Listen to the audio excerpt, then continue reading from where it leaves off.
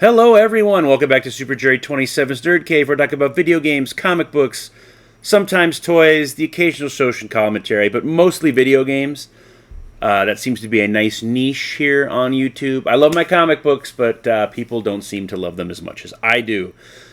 Thank you for watching. A lot of my viewers, such as yourself, are unsubscribed. That's what analytics tells me. About 80% of you are not subscribed. I would love it if you subscribed and clicked on the bell. You'll get notifications of new videos that usually hit Mondays and Fridays, with the occasional spattering of a Wednesday, depending how productive I've been on my YouTube during my 40-plus hour work week. But you're not here to listen to me prattle on about my existence or my YouTube channel. You're here because you want to see what 5 double A titles that you should pick up right now and enjoy. Now, I'm doing this list because triple A titles are kind of sucking. Starfield, not that great. Dragon's Dogma is like the one diamond in a whole shit ton of coal right now. Final Fantasy Rebirth is not cutting it. Can't even think of any triple A games that I purchased recently other than Dragon's Dogma. I think Stellar Blade is a AA game, but I haven't played it yet because I'm deciding on what to do. I'm hoping the Free Stellar Blade, hashtag Free Stellar Blade campaign gets rid of that censorship. But let's move on. Let's talk about the first 2 games. These are kind of clumped into one because they originally came out on the PlayStation 2 and the Xbox, original Xbox. They were remade very recently. That is Destroy All Humans #1 and Destroy All Humans 2 Reprobed. Now, these games back in the day were hilarious. I remember laughing my ass off playing as Crypto 137 with his little Jack Nicholson voice, which I can't do. But holy shit, this game was hilarious. You play as him. The first game you play in the 1950s, which has trigger warnings for shitty gaming urinalists that can't handle fucking life. And they bitched about that in the reviews. They're like, this game didn't take out the stuff that might offend my blue-haired fat ass, and it's irritating.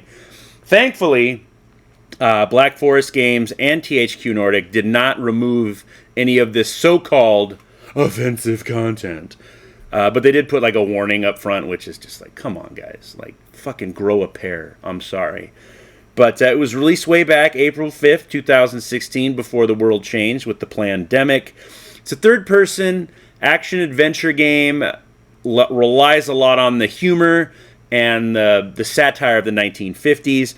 Once again, you control Crypto 137 during the 50s, and you're harvesting human DNA for your mother ship. Both of these games are perfect remakes. Like, if you play the original Xbox version and the Xbox One version, you start them both at the same time, and you play them at the same time. It is the exact same game, just a little bit better controls, obviously better graphics, but they kept that Jack Nicholson kind of voice, which is amazing. I would pick these up just to piss off people, but you'd also enjoy them. They're about 8 to 10 hours. I enjoyed the hell out of them, and I think you should pick them. Up next is a Souls-like action RPG called The Lies of P.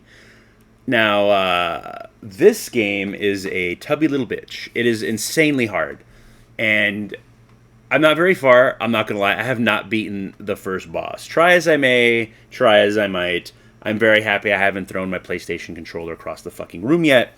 But it was developed by NeoWiz Games and Round 8 Studios, released September 19th, 2023. And as I said prior, it's an action RPG, very Souls-like, but a gorgeous game. This game almost rivals the beauty of God of War Ragnarok. Running around this world as, you're Pinocchio, not going to lie. You are awakened by a mysterious voice that guides you through the plague city of Krat, a once lively place that has been poisoned by madness and bloodlust.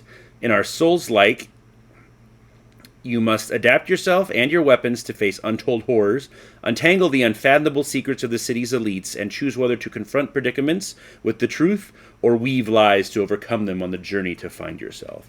Like, I want to get good at this game. I am not going to lie. Maybe I'll start streaming it to kind of get better at it, with people being like, yeah, you suck, so get better and stuff. Great news, though, for fans of this and people who've beaten it that have patience.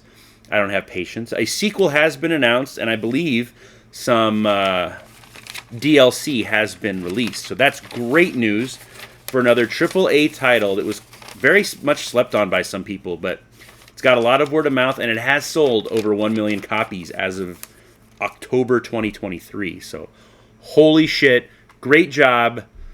Keep buying those AA games. Up next is a game that's actually been featured a lot on my channel, and that is Alone in the Dark 2024. Now, this game was released March 20th, 2024, so it might actually be the newest game on my list. Actually, it is the newest game on my list, so AAA, pick it up. But either way, it was developed by Pieces Interactive and published by THQ Nordic. It is a reimagining of the 1992 original, PC-only, somewhat point-and-click, Lovecraftian horror game. David Harbour takes on the role of Edward Carnby, and Jodie Comer plays the female lead in the game. Now, I've beaten this game, but I've only beaten Edward Carnby's part in the game. And I enjoyed it until I actually had to do boss battles. Like, up until then, the combat is good. It's stiff. It's not very intuitive. And it kind of, it's very reminiscent of early PS3 and Xbox 360 combat. But when you're fighting the normal little minions, you don't notice that. But when you have to fight two bosses back to back and you're like, don't know what to do, you're kind of lost, you're running out of ammo, and your ass is just getting whooped, you're like, oh my goodness, I don't want to go back to 2001 and play a game. But it is still fun. Pieces Interactive did a great job on this reimagining, and I really hope that enough copies sold to get a sequel. It definitely deserves it, and we all know how much I love my survival horror. So, another AA title, pick it up. Alone in the Dark 2024. RoboCop Rogue City is the next game on my list. This game was developed by Teon Studios, who gave us Terminator Resistance and the really bad Rambo video game. But they do love their 80s franchises. I've beaten this game, and I loved every minute of it. Now, it is not as gorgeous, a super gorgeous game. Like, Alex Murphy looks great. Like, the main characters in the game look absolutely beautiful. But when you start getting to the, like the NPCs and stuff like that, gets kind of shitty. I'm not going to lie, it gets kind of shitty. But that does not break away from anything. The storyline is great. The action is great. The controls are great. The throwbacks to the original movies are amazing. It's a first-person, somewhat action RPG because you upgrade Alex Murphy as you find things throughout the world and complete missions and objectives. But this game, if you're sleeping on RoboCop Rogue City, you need to pick it up because I want Teon Studios to make so many 80s properties that I'll be 12 again. But yes, pick up RoboCop Rogue City. Great game. I've streamed it on here. I'll put some links on the bottom. But this is one game you need to pick up. It is so much fun, so much violence, and none of that shitty fucking message. And finally, A Plague Tale: Innocence. This game is probably my favorite game on this list. This was a huge sleeper hit 5 years ago. It came out May 14th, 2019. Developed by Azobo Studios and published by one of my favorite publishers now, Focus Interactive. Focus Interactive is the one that gives us the, Sinking City game, all the Sherlock Holmes games, just so many amazing games. Like, Focus knows where it's at with AA gaming. If you see the little Focus thing on the corner, pick it up. It's kind of like the Konami thing for my NES. Now, A Plague Tale: Innocence, it takes place, like the 1400s? I don't know, it takes place during an actual time, but I forgot when it was, because I played it 5 years ago, but I still love it. But I'm going to read this to you off the back. Follow the grim tale of young Amicia and her little brother Hugo in a heart-rending journey through the darkest hours of history, hunted by Inquisition soldiers, and surrounded by unstoppable swarms of rats, Amicia and Hugo will come to trust each other, fighting to find purpose in this unforgivable world. It's a survival horror stealth mix game, and it's all perfect. You play as young Amicia. This all takes place at the very beginning of the game, so it's not. I don't think it's spoilers, but if you haven't played it, here's some story. Father brutally murdered in front of her. Mother kidnapped. You're just stuck with your little brother, who they're actually hunting for because he has a power. So you're running in France, you're running in medieval England, just trying to save yourself. And young Amicia has to become a murderer to keep her little brother alive. But, oh my god, the rats are fucking terrifying. You can control them. Like, the rats are scared of the light in the game. So if you extinguish a light in a huge swarm of rats, they'll go after the guard and just eat them alive. Game is amazing. It is one of my favorite games ever. A Plague Tale Innocence, and you need to pick it up and play the shit out of it. It is amazing. No message. A female is the lead, but her being a female is not her personality.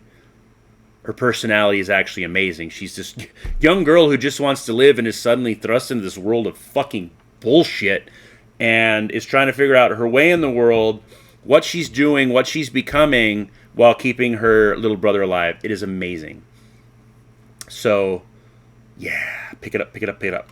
But those are my top 5, or not top 5. Those are 5 AAA games that you need to get on right now before they're sucked away, before the digital stores go away, before Walmart sells, absolutely nothing anymore.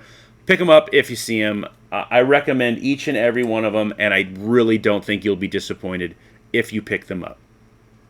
Like, comment, share, and subscribe, and I will see you all soon in another video.